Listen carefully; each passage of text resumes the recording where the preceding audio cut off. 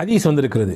ரசூலுல்லாஹ்வுடைய பிரதானமான உபதேசங்களில் கட்டுப்பட்டது துஹா தொழுகையை நீங்கள் விட்டுவிடாதீர்கள், பல்வேறு விதமான பரக்கத்துகள் இதில் இருக்கிறது.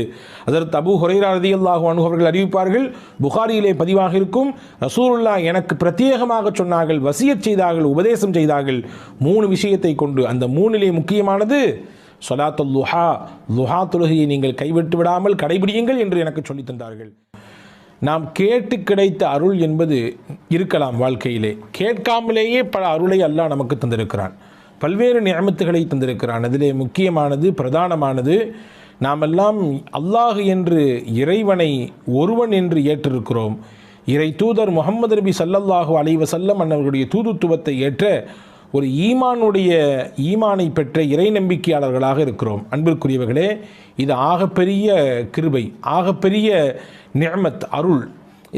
பொதுவாகவே நன்றி செய்கிற பொழுது மென்மேலும் உங்களுக்கு நாம் கொடுத்த அருளை அதிகரித்து தருவோம் என்று அல்லாஹ் சொல்கிறான்.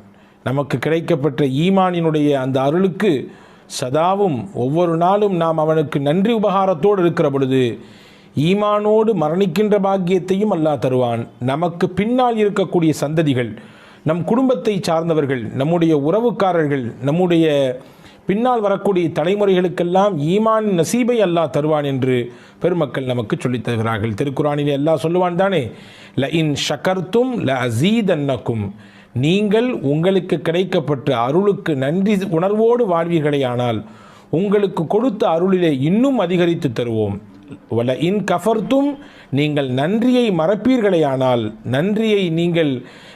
நன்றியை விட்டு அப்பாற்பட்டு வாழ்வீர்களே ஆனால் உங்களுக்கு லயின் கஃபர்த்தும் இன்ன அதாபி ல ஷதீத், என்னுடைய வேதனை மிகவும் கடுமையானதாக இருக்கும் என்று ரப்புல் ஆலமீன் அல்லாஹ் சொல்லித் தருகிறான். அன்பிற்குரியவர்களே, இந்த நூலிலே நாம் ஜுல்ஃபிகார் நக்ஷபந்தி தாமத் பரக்காத்துஹும் அவர்கள் தொகுத்த 10 விதமான ஆலோசனைகள் என்ற நூலின் மொழியாக்கத்திலே இருந்து சில விஷயங்களை தான் நாம் பார்த்து வருகிறோம். அந்த நூலிலே ஹஜ்ரத் ஜுல்ஃபிகார் நக்ஷபந்தி ரஹிமஹுல்லா அவர்கள் தாமத் பரக்காத்துஹும் அவர்கள் சொல்கிறார்கள், நன்றி உணர்வோடு வாழக்கூடிய மனிதராக நாம் இருப்பதற்கு நாயகத்திடத்திலிருந்து சில பாடங்களை எடுத்துக்கொள்ள வேண்டும். நபிகள் நாயகம் ஸல்லல்லாஹு அலைஹி வஸல்லம் கற்றுத்தந்த ஒரு பிரதானமான பிரார்த்தனை தான் ரதீத்து பில்லாஹி ரப்பா ஒபில் இஸ்லாமி தீனா ஒபி முஹம்மதின் ஸல்லல்லாஹு அலைஹி வஸல்லம் நபிய்யம் வ ரசூலா. ரதீத்து பில்லாஹி ரப்பா, அல்லாஹுவை நான் ரப் என்று, எஜமானன் என்று பொருந்திக் கொண்டேன். ஒபில் இஸ்லாமி தீனா, எங்களுடைய மார்க்கமாக இஸ்லாத்தை நாங்கள் ஏற்றுக்கொண்டோம். ஒபி முஹம்மதின் ஸல்லல்லாஹு அலைஹி வஸல்லம் நபிய்யம் வ ரசூலா, முஹம்மது நபி ஸல்லல்லாஹு அலைஹி வஸல்லம் மன்னவர்களை நபியாகவும் ரசூலாகவும் நான் சம்மதித்தேன், அவர்களை நான் பொருந்திக் கொண்டேன் என்று பொருள்பட இருக்கக்கூடிய இந்த துவாவை எவர் ஓதி வருகிறாரோ அவர் நன்றி செலுத்தியவராக ஆகுவார் என்பதை ஹஜ்ரத் ஜுல்ஃபிகார் தாமத் பரக்காத்தும் அவர்கள் இந்த நூலிலே நமக்கு தருகிறார்கள். அன்பிற்குரியவர்களே, நன்றி உணர்வோடு இருப்பதற்கு இன்னொரு வழியையும் நமக்கு இந்த நூலிலே அவர்கள் கற்றுத்தருகிறார்கள். நம்முடைய வாழ்நாள் வயது இருக்கலாம், 30 இருக்கலாம், 40 இருக்கலாம், 60 கூட இருக்கலாம், ஏன் முதிர்ச்சி அடைந்து 70, 80களில் கூட நாம் வாழ்ந்து கொண்டிருக்கலாம். எத்தனை ஆண்டுகள் வாழ்ந்தாலும் நாம் வாழும் காலம் வரை நம்முடைய இருப்பு இந்த நிமிடத்தில் இப்பொழுது இருக்கிறோமே, இந்த நொடி பொழுது இதுவரை நமக்கு கிடைக்கப்பட்ட எல்லா விஷயங்களும் அல்லாஹ்வின் அருளை கொண்டே கிடைக்கப்பட்டது. எனக்கு கிடைத்த செல்வம், எனக்கு கிடைத்த அந்தஸ்து, எனக்கு கிடைத்த கல்வி, எனக்கு கிடைத்த பொருளாதாரம், எனக்கு கிடைத்த சமூக அந்தஸ்து, எனக்கு கிடைத்த சிறப்பு என்று என்னுடைய வாழ்வியலோடு தொடர்புடைய அத்துணை விஷயங்களும் யார் மூலம் கிடைத்தது? அல்லாஹுவின் மூலம்தான் கிடைத்தது.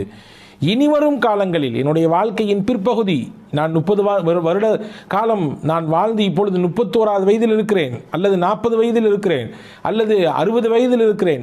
இனி என் ஹயாத் முடியும் வரை, என்னுடைய வாழ்க்கையின் கடைசி வரை கிடைக்கக்கூடிய விஷயமும் அல்லாஹ்விடத்தில்தான் கிடைக்கும் என்ற நம்பிக்கையோடு ஒருவர் அந்த நிலைப்பாட்டை வெளிப்படுத்தக்கூடியவராக இருப்பாரேயானால் நிச்சயமாக அவரும் நன்றி உணர்வு மிக்கவர் என்பதை பெருமக்கள், குறிப்பாக ஹஜ்ரத் தாமத் பரக்காத்துஹும் ஜுல்ஃபிகார் ரஹிமஹு தாமத் பரக்காத்துஹும் அவர்கள் சொல்கிறார்கள். அன்பிற்குரியவர்களே, என்னுடைய திறமையாலோ, என்னுடைய கல்வி அறிவினாலோ, என்னிடத்தில் இருக்கக்கூடிய செல்வ செழிப்பினாலோ, என்னிடத்தில் இருக்கக்கூடிய அதிகாரத்தினாலோ, என்னிடத்தில் இருக்கக்கூடிய பலத்தினாலோ எதுவும் கிடைக்கவில்லை, எல்லாம் அல்லாவின் அருள் என்ற எண்ணத்தோடு ஒருவர் தன்னுடைய வாழ்வை அமைத்துக் கொள்வாரையானால் அவரும் நன்றிக்குரியவர், நன்றி செலுத்தியவராக இருப்பார் என்பதை ஹஸரத் ஜுல்ஃபிகார் தாமத் பரகாத்துஹும் அவர்கள் சொல்லித் தருகிறார்கள். அன்பிற்குரியவர்களே, எனவே நன்றி உணர்வோடு வாழ வேண்டும். அது நம்முடைய கடைசி நிமிடத்திலே கலிமாவின் பாக்கியத்தை நமக்கு பெற்றுத்தரும். ஹஸரத் ரசூலுல்லாஹி ஸல்லல்லாஹு அலைஹி வஸல்லம் அன்னவர்கள் சொல்லக்கூடிய ஹதீஸ் பதிவு செய்யப்பட்டிருக்கிறது தானே,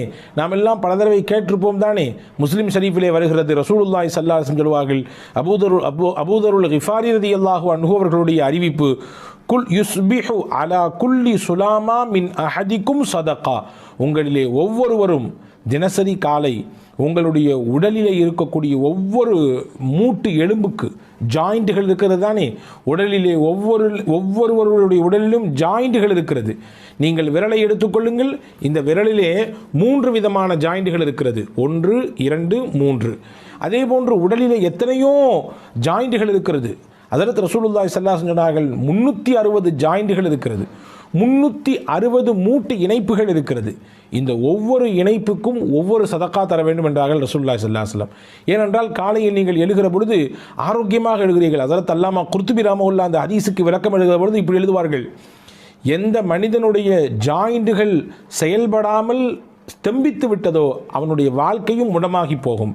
நினைத்து பாருங்கள், நம்முடைய கையிலே 5 விரல் இருக்கிறது. நாம் நினைத்த மாதிரி நாம் மடக்கிக் கொள்கிறோம், விரித்து கொள்கிறோம், நினைத்ததை பிடித்து தூக்குகிறோம், தேவை உள்ளதை நாம் தட்டுகிறோம், அதே போன்று எடுக்கிறோம் வைக்கிறோம், இப்படி பல விஷயங்களை செய்கிறோம். அப்படி இருக்குதானே. ஆனால் இந்த ஜாயிண்ட்டுகள் எல்லாம் செயல்படாமல் போனது என்று வைத்துக் கொள்ளுங்கள், அப்படியே முடமாகி போய்விடும், எதுவுமே செய்ய முடியாது. பிடிப்பதற்கு சிரமமாகி போய்விடும், எழுதுவதற்கு சிரமமாகி போய்விடும், வாசிப்பதற்கு கஷ்டமாகி போய்விடும், எல்லாம் முடம்தான். ஹஸரத் அல்லாமா குர்துபி ரஹ்மத்துல்லாஹி இது பெரிய நிஅமத், இது அல்லாஹ் கொடுத்த பெரும் நிஅமத்.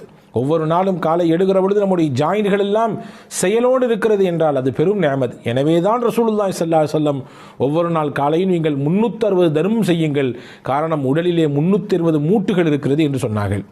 சஹாபாக்கள்லாம் கேட்டாங்க, ஏழை சஹாபாக்கள் எங்களால் எப்படி முடியும், 360 தர்மம் செய்ய முடியும் என்றால் எங்களால் எப்படி வாய்ப்பு இருக்கிறது, நாங்கள் ஏழைகளாச்சே. இப்போ ரசூலுல்லாஹ் சொன்னாங்க, அதுக்கு ஃபகுல்லு தஸ்பீஹத்தின் சதகா, சுபஹானல்லாஹ் என்ற தஸ்பீஹ் சொல்லுங்கள், அது ஒரு சதகா. ஒக்குல்லு தஹ்மீதத்தின் சதகா, அல்ஹம்துலில்லாஹ் என்று சொல்லுங்கள், அதுவும் ஒரு சதகா. ஒக்குல்லு தஹ்லீலத்தின் சதகா, லா இலாஹ இல்லல்லாஹ் என்று சொல்லுங்கள், அதுவும் ஒரு சதகா. ஒக்குல்லு தக்பீரத்தின் சதகா, அல்லாஹு அக்பர் என்று சொல்லுங்கள், அதுவும் ஒரு சதகா. அம்ரும் பில் மஅரூஃபி சதகா, நல்லதை பிறருக்கு சொல்லிக் கொடுங்கள், அதுவும் சதகா. நஹியன் அனில் முன்கரி சதகா, தீமையிலிருந்து ஒரு மனிதரை தடுத்து நிப்பாட்டுங்கள், அதுவும் சதகா தான். சொல்லிட்டு சொன்னாங்க ஸல்லல்லாஹு அலைஹி வஸல்லம், வயுஜ்ஸி மின் தாலிக குல்லஹு ரக்அத்தானி யர்கஉஹுமா மின் அத்-துஹா. இது எல்லாத்துக்கும் போதுமான ஒன்றை சொல்லட்டுமா, 2 ரக்காயத் துஹாவினுடைய தொழுகை தொழுங்கள், நான் மேலே வசித்து காட்டிய அத்துணை நன்மையும் அதில் பொதிந்திருக்கிறது என்றார்கள் நபிகள் நாயகம் ஸல்லல்லாஹு அலைஹி வஸல்லம். இங்கே 2 விஷயத்தை அந்த ஹதீஸிலிருந்து விளங்கணும். ஒன்று, ஒவ்வொரு நாளும் தனக்கு கிடைக்கப்பட்ட அருளுக்கு ஒரு மனிதர் நன்றி உள்ளவனாக இருக்க வேண்டும் என்பதை ரசூலுல்லாஹ் அந்த ஹதீஸை சொல்கிறாங்க. நன்றி செய்வதற்குரிய வழி என்ன என்பதை சஹாபாக்கள் கேட்ட பொழுது எளிமையான வழியை, நன்றி செய்வதற்குரிய வழியை அழகாக பெருமானா சொல்லித் தருகிறார்கள். தஸ்பீ செய்யுங்கள், தஹ்மீது செய்யுங்கள், அல்லாஹ் அக்பர் என்று சொல்லுங்கள், லா இலாஹ இல்லல்லாஹ் சொல்லுங்கள், எதுவும் இல்லையா, இது எல்லாத்தினுடைய நன்மையையும் நான் பின்னால் சொல்லக்கூடிய ஒரு விஷயம் உங்களுக்கு பெற்று தந்துவிடும், அதுதான் லுஹாவினுடைய 2 ரக்காய் தொழுகை என்று நபிகள் நாயகம் ஸல்லல்லாஹு அலைஹி வஸல்லம் சொன்னார்கள். ஆயிஷா ரலியல்லாஹு தஆலா அவர்கள் அறிவிப்பார்கள், ஹதீஸிலே பதிவாக இருக்கிறது, முஸ்லிமிலே வந்திருக்கிறது, கான ரசூலுல்லாஹி ஸல்லல்லாஹு அலைஹி வஸல்லம் யுஸல்லி ஸலாத்தல் லுஹா அர்பஅன், நபிகள் நாயகம் தொடர்ச்சியாக 4 ரக்காயத் லுஹாவினுடைய தொழுகையை எப்பொழுதுமே தொழுது வருவார்கள் என்று ஹஜ்ரத் அன்னை ஆயிஷா ரலியல்லாஹு தஆலா அவர்கள் சொல்கிறார்கள்.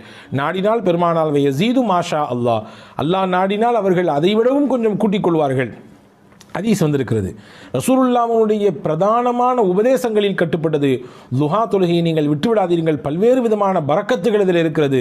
ஹஜ்ரத் அபூ ஹுரைரா ரலியல்லாஹு அன்ஹு அவர்கள் அறிவிப்பார்கள், புகாரியிலே பதிவாக இருக்கும், ரசூலுல்லாஹ் எனக்கு பிரத்யேகமாக சொன்னார்கள், வசியத் செய்தார்கள், உபதேசம் செய்தார்கள் 3 விஷயத்தை கொண்டு. அந்த 3லே முக்கியமானது சொலாத்துல் லுஹா, லுஹா தொழுகையை நீங்கள் கைவிட்டு விடாமல் கடைபிடியுங்கள் என்று எனக்கு சொல்லித் தந்தார்கள். ஹதீஸிலே வந்திருக்கிறது, நபிகள் நாயகம் ஸல்லல்லாஹு அலைஹி வஸல்லம் சொல்லக்கூடிய ஹதீஸ். ஹஜ்ரத் அபூதர் ரலியல்லாஹு அன்ஹு, ஹஜ்ரத் அபூதருல் கிஃபாரியும் அபு தர்தா ரலியல்லாஹு அன்ஹு அவர்களும் அறிவிப்பார்கள். முஸ்னத் அஹ்மதிலே இந்த ஹதீஸ் பதிவாக இருக்கிறது.